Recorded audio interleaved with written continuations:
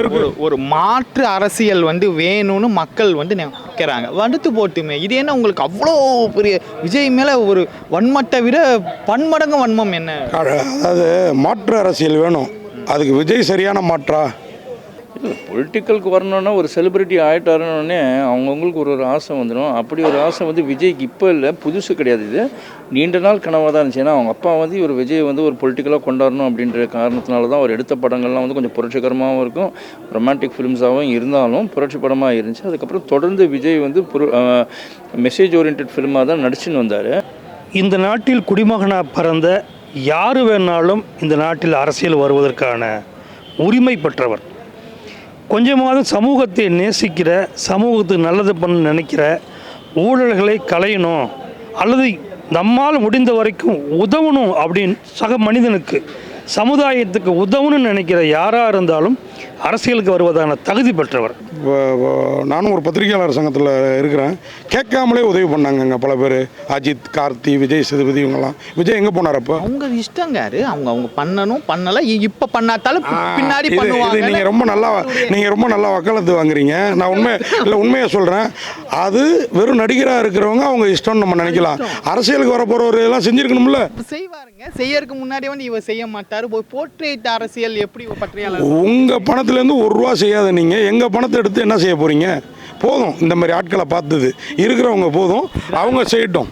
இல்லை, எனக்கு நம்பிக்கை இருக்குது. நான் விஜய் அரசியல் வரதில் முக்கியமாக நினைக்கிற விஷயம் என்ன நினைக்கிறேன்னா, ஜாதிகளுக்கு அப்பாற்பட்ட அரசியலை அவரால் செய்ய முடியும். இது வரைக்கும் இப்போது அதை கடைசியாக செய்தவர் எம்ஜிஆர், ஜெயலலிதாவை நான் பார்ப்பேன். ஏன்னா எம்ஜிஆருடைய ஜாதிங்கிறது தமிழ்நாட்டில் முக்கியமான ஜாதி இல்லை. அப்போ ஒரு ஜாதி ரீதியாக அவர் அந்த அதிமுக கடைசி வரைக்கும் போக வேண்டிய அவசியம் இல்லாமல் இருந்தது. மற்ற கழகங்கள்லேயும் கட்சிகள்லேயும் தலைமையில் யார் இருக்கா, அவர் ஜாதி என்ன, இரண்டாம் நிலையில் யார் இருக்கா, அவங்க ஜாதி என்னங்கிறது முக்கிய பங்களிப்பாக ஒரு விஷயமா இருந்தது. இன்றைக்கி வரைக்கும் இருக்குன்னு சொல்லலாம். ஆனால் விஜயை பொறுத்தவரை அவர் ஜாதி அடையாளத்தை முன்னிறுத்தாத காரணத்தால் சாதிய அரசியல் விஜய் செய்ய வேண்டிய அவசியம் இருக்காதுன்னு நம்புகிறேன். அவசியம் இருக்காது அப்படின்னு நம்புகிறேன். என்றைக்கு நீங்கள் ஒரு 4 புத்தகத்தையும் பர்த்டே கொடுத்துட்டு இப்போ சமீபமாக 234 தொகுதிக்கு நோட்டு புக்கு வழங்குற மாதிரி முதல் 3 இடங்கள் பிடிச்ச மாணவர்களுக்கு 50,000 கொடுக்குறோம், 1 லட்சம் கொடுக்குறோன்னு அழைச்சி வந்து 5,000, 3,000, 2,000 கொடுத்தீங்களோ அன்றைக்கே உங்கள் அரசியல் ஆசை தெரிஞ்சு போச்சு. அரசியல் வர்றதுக்கு 4 நாளைக்கு முன்னாடி அங்கே அப்படி உதவி செய்வாங்க? உதவிங்கிறது உங்கள் கூடயே பிறந்திருக்கணும். கொரோனா டயத்தில் நீங்கள் என்ன உதவி பண்ணீங்க? யாருக்கெல்லாம் உதவி பண்ணீங்க? எங்கே போயிருந்தீங்க? உங்களோட சக நடிகர் அஜித்குமார் கேட்காமலே எத்தனை உதவி செய்தார்கள் தெரியுமா? உங்களுடைய முன்னேற்றத்தில் உங்கள் அப்பாவுக்கு அடுத்து அதிக பங்கெடுத்திருக்கிற பத்திரிகையாளர்களை நீங்கள் அந்த டயத்தில் நினச்சி பார்த்தீங்களா? நாங்கள்லாம் கேட்காமே அவ்வளோ உதவிகள் வந்தது கொரோனா நேரத்தில் அஜித் சைட்லேருந்து. உங்களையும் அவரையும் நான் ஒப்பிட்டு பேசலை. நீங்கள் 2 பேருமே கடகராசி தான். ஆனால் கடக்கட்டும் இவங்கன்னு நீங்கள் இருந்தீங்க. அவர் கடகடன்னு அவ்வளோ உதவிகளை பண்ணார். ஒரு அடிப்படை நாலேஜ் கூட இல்லாமல் இன்றைய ஸ்டூடெண்ட்ஸ் வந்து நாளைய சிஎம் சொல்கிறாங்க, நீண்டா தமிழ்நாட்டை காப்பாற்றணும்னு சொல்கிறாங்க. ஸோ பரவலாக வந்து ரீட்விட்டாக இருக்கட்டும், ட்விட்டாக இருக்கட்டும், ஏகப்பட்ட அந்த லிங்க் வந்துகிட்டே இருக்குது. ஸோ இது வந்து எந்த மாதிரியான ஒரு சூழ்நிலை உண்டாகும்? அதான் இது வந்து ஒரு இம்மெச்சூர்டான ஒரு செயல் அப்படின்னு சொல்லுவேன். ஏன்னா வந்து முதல்ல வந்து அரசியலில் வர்றதுக்கு எல்லாருக்குமே வந்து தகுதி இருக்குது, எல்லாருமே வரலாம் அப்படின்றது எல்லாருக்குமே அது. ஆனால் அந்த வர்றதுக்கான தகுதியை வந்து அவங்க வளர்த்துருக்காங்களா அப்படின்றதான் பார்க்கணும். ஏன்னா எல்லாருக்கும் ஆசை இருக்கும் வரலாம் அரசியலில், அப்படின்னா. ஆனால் அதுக்கான தகுதி இருக்கான்னு பார்த்தா அது குறைவாகவே தான் இருக்குது. சரி, தொண்டருங்க நல்லா இருப்பாங்கன்னு பார்த்தா இன்றைக்கெல்லாம் தொண்டருங்க வந்து பார்க்குறவங்க வந்து இது தொண்டருங்க கிடையாது, இதெல்லாமே விஜய்ங்களுடைய ரசிகர்கள். ஏன்னா விஜய் இது வரைக்கும் எதுவும் ஒரு சோஷியல் காசஸில் இன்வால்வ் ஆகலை. சோஷியல் காசஸில் இன்வால்வ் ஆகியிருந்தாருன்னா அவருக்கு தொண்டர்கள் இருந்திருப்பாங்க, ஃபாலோவர்ஸ் இருந்திருப்பாங்க. பட் இவங்க எல்லாருமே வந்து விஜய்க்கு இன்றைக்கி சப்போர்ட் இருக்காங்க. படத்தை பார்த்த ரசிகர்கள் தான். ரசிகர்கள் எல்லாருமே வந்து தொண்டராக முடியாது, ரசிகர்கள் எல்லாருக்குமே வந்து அரசியல் தெரியும்னு சொல்ல முடியாது. அதனால் விஜய் வந்து இந்த ஒரு பிம்பத்தை முதல்ல நம்புறது விட்டுணும். தான் ரசிகர்களை வந்து தான் தொண்டர்கள் நினைக்கூடாது. ஃபஸ்ட்டு அவர் வந்து ரசிகர்களுக்கும் தொண்டர்களையும் வந்து டிஃப்ரென்ஷியேட் பண்ண முதல்ல கற்றுக்கணும். அவர் இன்றைக்கி அரசியலுக்கு வர்றதுக்காக ஊழல், அது முதல்ல உங்கள் டிக்கெட்டு ஊழலை உங்களால் தடுக்க முடியுதா? 250 ரூபா 300 ரூபாக்குள்ளார ஒரு டிக்கெட்டு, உங்கள் படத்துக்கு 2,000 3,000 விற்கிறாங்க ஒரு ட்ரிப் ரிலீஸ் அப்பையும். அதை தடுத்துருக்கீங்களா நீங்கள்? முதல்ல உங்கள் ரசிகர் மன்றத்துக்குள்ளார உங்களை சார்ந்த விஷயங்களில் இருக்கிற ஊழலை ஒழிங்க. நீங்கள் 150 கோடி 200 கோடி சம்பளத்தை வாங்கிட்டு அதனால் டிக்கெட் விலை உயருது, அதை முதல்ல ஒழிங்க. அப்புறம் நாட்டில் இருக்கிற ஊழல் நடிகர்கள் அரசியலுக்கு வரும்போது அவங்களுடைய ரசிகர் மன்றம் தான் வந்து அரசியலுக்கு முதல் அதிலிருந்து தான் புதிய அரசியல்வாதிகள் உருவாகுவாங்க. எம்ஜிஆர் மன்றம் இருந்தது, திமுகவில் எம்ஜிஆர் மன்றத்தை கலைக்க சொன்னாங்க, எம்ஜிஆர் முடியாதுன்னாரு. அதனால் இப்போ விஜய் ரசிகர் மன்றம் இருக்குது. ரசிகர் மன்றத்திலேருந்து வரவங்க அடுத்த கட்டத்துக்கு வரும்பொழுது அவங்க ரசிகராகவே இருக்குன்னு அவசியம் இல்லை. ஆனால் பெரிய பெரிய கட்சிகளில் ஏன் நடிகர்களுக்கு வெளியே மற்ற வகையில் வந்து அரசியலுக்கு வந்தவங்க கூட ரசிகர்கள் இருக்காங்கல்ல. அவங்க பேச்சுக்கு ரசிகர் இருக்கான், சிரிப்புக்கு ரசிகர் இருக்கான், எல்லாத்தையும் இருக்காங்க. அப்போ வந்து விஜயின் ரசிகர்கள் நாளைக்கு அரசியலுக்கு வந்துட்டால் அரசியல்வாதிகளாக மாறணும். ரசிகராக இருப்பதற்காக தொடர்ந்து இருக்க மாட்டாங்க. அந்த அளவுக்கு வந்து அரசியல் விழிப்புணர்ச்சி இல்லாத அளவுக்கு தமிழ்நாட்டில் யாருமே இல்லைன்னு நான் நினைக்கிறேன். திராவிட திமுகவில் வந்து அந்த ஓட் பேங்கிங் வந்து கம்மியாகும்னு ஒரு சில பேர் பரவலாக பேசப்படுறாங்க. சார், இளைஞர்கள் யாராவது 4 பேர் ஓட்டு போடுவாங்க சார், எல்லோரும் போட மாட்டாங்க. அந்த இளைஞர் இப்போது நான் சொன்னால் குடும்பத் தலைவனா என் வீட்டில் கேட்பாங்க, என் பையன் சொன்னால் என் வீட்டில் கேட்பாங்களா? கேட்க மாட்டாங்க. ஸோ அதுதான் நடக்கும் இவரை பொறுத்தவரையிலையும். விஜய் வந்து கொஞ்சம் கண்டிப்பாக யாரோடையும் கூட்டணி வச்சுக்கிறதுக்கு வாய்ப்பு சின்ன கட்சிகளோட வச்சுக்க முடியாது. பெரிய கட்சிகளோட வச்சாங்கன்னா இவங்களை முழுங்கிடுவாங்கன்னு தெரியும். ஏன்னா வந்து சிரஞ்சீவி வந்து பிஜேபி காங்கிரஸில் இருந்தார், அவராலே சஸ்டெயின் பண்ண முடியல ஒரு கட்சி.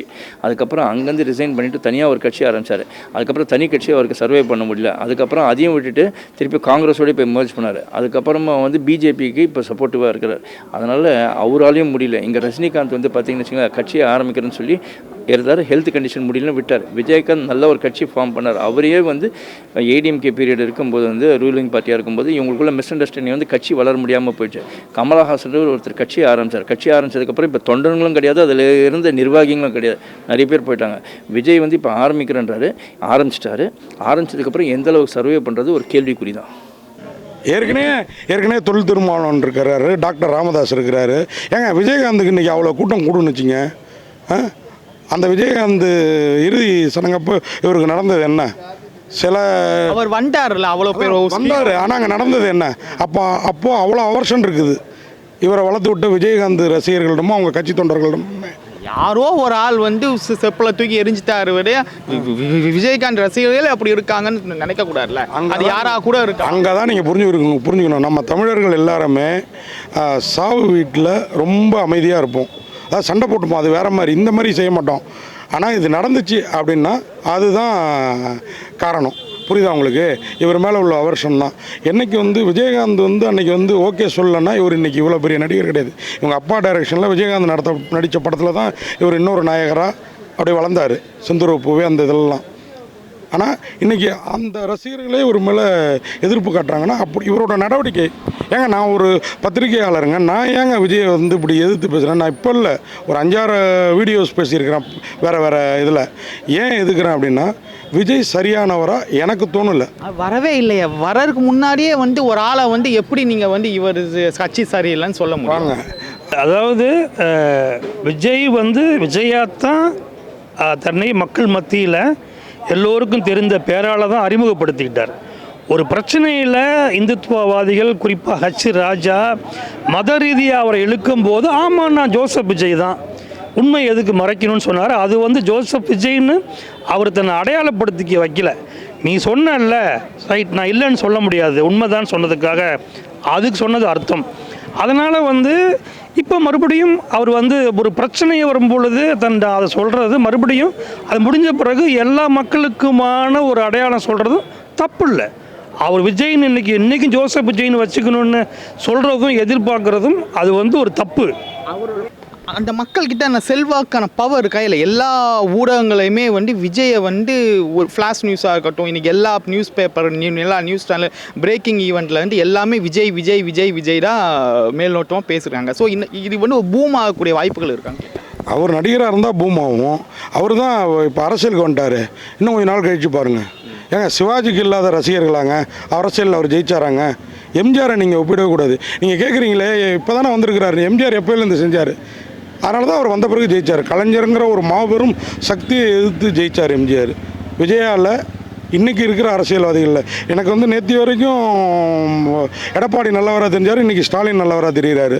நாளைக்கு வேறு யாராவது தான் தெரிவாங்களே ஒழிய நிச்சயமாக விஜய் தெரிய மாட்டார். அப்போது நீங்கள் வந்து தமிழகம் தமிழ்நாடு பிரச்சனை வந்தப்புறம் நீங்கள் தமிழ்நாடுன்னு தான் விஜய் வச்சுருக்கணும். ஏன்னா இந்திய அரசியலமைப்பால் அங்கீகரிக்கப்பட்ட ஒரு மாநிலத்தின் பெயரை, இந்திய அரசியல் சட்டம் அங்கீகரித்த ஒரு பெயரை அடுத்து வர கட்சிகளும் அமைப்புகளும் அந்த பெயரையே பிரச்சனைக்குள்ளாக்கும் பொழுது அடுத்த கட்டமாக அரசியலுக்கு வர தலைவர்களுக்கு தலைமுறைகளுக்கு அந்த பெயரை தக்க வைக்க வேண்டிய கடமை இருக்குது.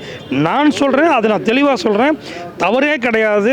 நாளைக்கு கூட விஜய் வந்து தமிழகம் என்பதை எடுத்துவிட்டு தமிழ்நாடு என்று வைக்க வேண்டியது அவருடைய கடமையாகவே நான் பார்க்குறேன். இல்லை, இப்போ விஜய்க்கு அந்த ஆசை இருந்துச்சு. ஆனால் இவ்வளோ சீக்கிரத்தில் அரசியலில் கொண்டாடணும் அப்படின்னு சொன்னது வந்து அந்த கட்சியில் இருக்கக்கூடிய அந்த புசி ஆனந்த் ஒருத்தர் இருக்கார்ல, அவருடைய சுயநலத்துக்கோசம் தான் வந்து விஜய் வந்து எவ்வளோ அதிவிரைவாக வந்து இந்த ஏஜ்லேயே வந்து பொலிட்டிக்கலாக கொண்டாந்துருக்காரு. ஆனால் விஜய்க்கு வந்து அந்த அனுபவம் இருக்கான்னு பார்த்தா விஜய்க்கும் அனுபவம் கிடையாது. விஜயுடைய அந்த கட்சிக்கு அந்த தமிழக வெற்றி கழகம், அந்த தமிழக வெற்றி கழகத்தில் போட்டிருக்கக்கூடிய அந்த செய்தி தொடர்பாளர்கள், அப்புறம் டிபேட்டில் போகக்கூடியவங்களுக்கெல்லாம் போட்டிருக்காங்க. இந்த ராம்குமார் அவங்களாம், இவங்களுக்கு யாருக்குமே வந்து எக்ஸ்பீரியன்ஸ் கிடையாது, பொலிட்டிக்கல் எக்ஸ்பீரியன்ஸ் கிடையாது.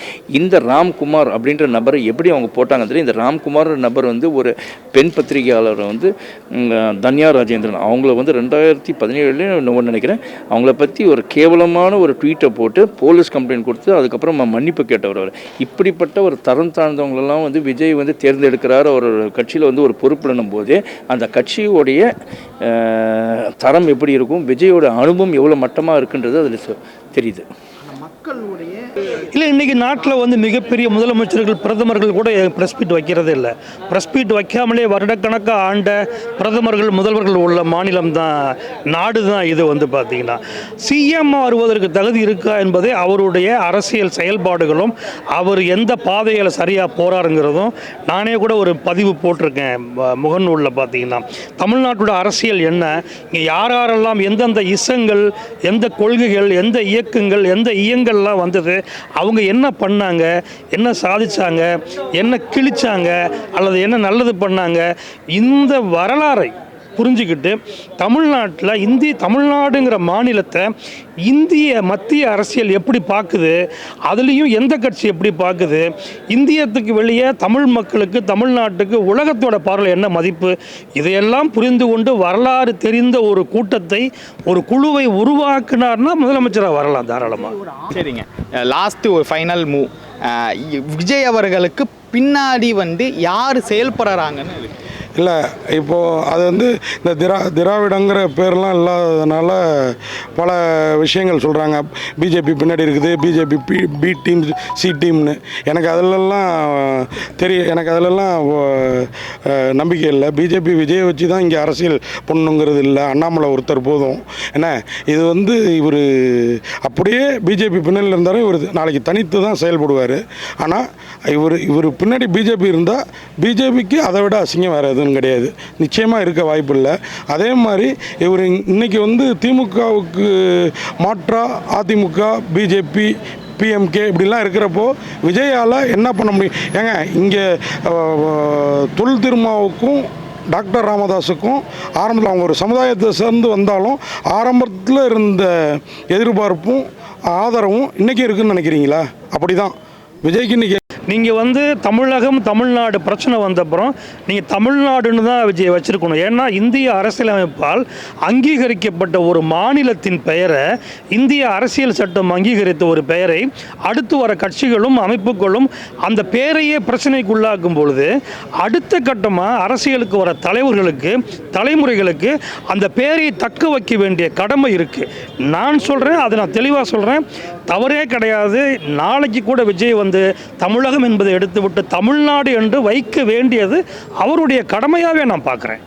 இது ஒன்று நான் சொல்லுவாங்க, சோஷியல் மீடியாவை பார்த்து நம்ம சோஷியல் மீடியாவில் துட்டு கொடுத்தே போஸ்ட் போடுறதுக்கு ஆளுங்கட்சியும் சரி ஆளாத கட்சியும் சரி, உப்மாவ கட்சி கூட இன்றைக்கி என்னன்னா 4 பேரை கூப்பிட்டு சோஷியல் மீடியாவில் வந்து ப்ரொமோட் பண்ணுறதுக்குனே வந்து இந்த மாதிரி பண்ணுறாங்க. அந்த ப்ரொமோஷன்ஸை வச்சு மட்டுமே எதையுமே நம்ப முடியாது. சினிமாவில் எப்படி வந்து போலித்தனமாக ஒரு மட்டமான படத்துக்கு ஒரு ப்ரொமோஷன் இருக்கும், அதே மாதிரி அரசியலும் இன்றைக்கி கடைபிடிக்கிறாங்க. அது தமிழ்நாட்டில் மட்டும் கிடையாது, உலகம் ஃபுல்லாக அது பண்ணுறாங்க. சோஷியல் மீடியாவில் ப்ரொமோட் பண்ணுறதை வச்சு பொலிட்டிக்கல் ஜட்ஜ்மெண்ட் பண்ணுறது போல் ஒரு முட்டாள்தனம் எதுவுமே கிடையாது.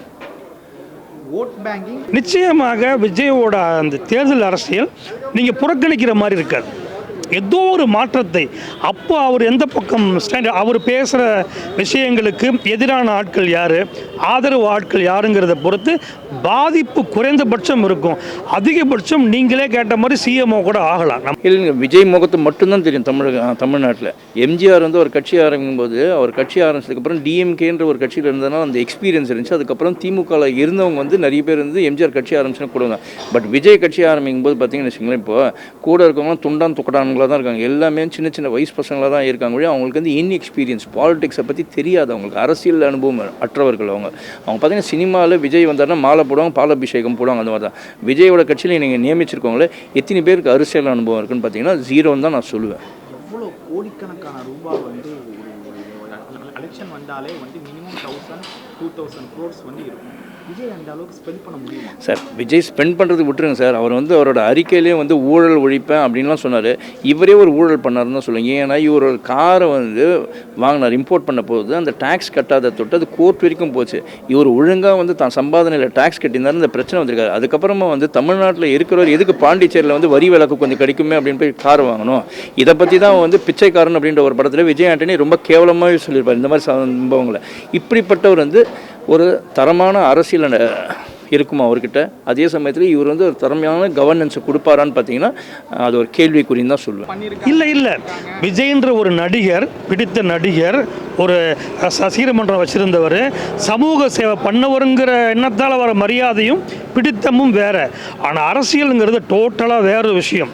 இந்த இடத்துல வந்து விஜய் என்ன பண்ணுறாருங்கிறத பொறுத்து இது வரைக்கும் ஒரு நேசிக்கிற சில பேர் விட்டு விலகி போகலாம், புதுசாக சில பேர் வந்து சேரலாம், இருக்கிறவங்க அப்படி தக்க வச்சுக்கலாம், இருக்கிறவங்க அவர் கடைசி வரைக்கும் பலமாக வரலாம். அதையெல்லாம் அரசியல்வாதி விஜய் இனிமேல் என்ன பண்ண போகிறாருங்கிறத பொறுத்து தானே ஒழிய விஜய்ங்கிற நடிகருக்குரிய மாஸ் அவர் நடிக்காமல் இருந்தாலும் தொடரும். இல்லை, அதுக்கு ஒரு எக்ஸாம்பிள் சொன்னேன். நம்ம கமலஹாசன் வந்து அவர் வந்து நிறைய இடத்துக்கு போனார். அவர் எலெக்ஷன் லாஸ்ட் டைம் நிற்கிறேன்னும் போது போன எலெக்ஷன், அதாவது சட்டசபை எலெக்ஷனில் வந்து அவர் வந்து ஃபுல்லாக ஊராக டூர் போனார். போனபோது குவிஞ்சிச்சு க்ரௌடு. ஐயோ கமலஹாசன் தான் அடுத்த சிஎம்னு சொன்னாங்க. கட்சியில் அவர் நின்ன தொகுதியிலேயே அவர் தோல்வியை தான் சந்திக்க வேண்டியதாக போயிடுச்சு.